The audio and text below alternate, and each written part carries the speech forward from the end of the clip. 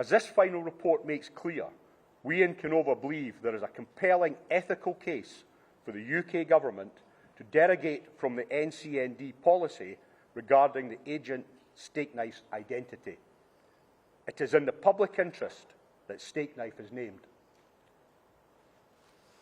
We may have completed this report far earlier had MI5 not discovered fresh material relating to Stakeknife in the spring of 2024. These revelations, which continued over a number of months during 2024, were extremely disappointing, given that the investigation into Stakeknife had been completed and decisions not to prosecute already taken by the Public Prosecution Service for Northern Ireland. The circumstances regarding the new MI5 material are set out fully in this final report. This morning, I would reiterate how shocked we were within Kenova to learn of this new material, and how desperately disappointed we were to then explain to victims and families that we had not, in fact, received all relevant material, despite past assurances.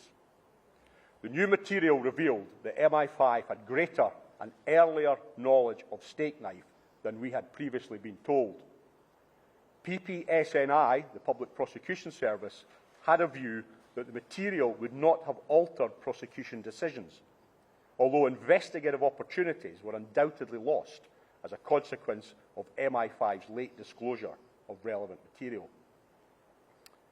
But the very fact that material owned and held by MI5 was not timorously disclosed understandably undermined the confidence of communities that state authorities had cooperated fully with Kenova.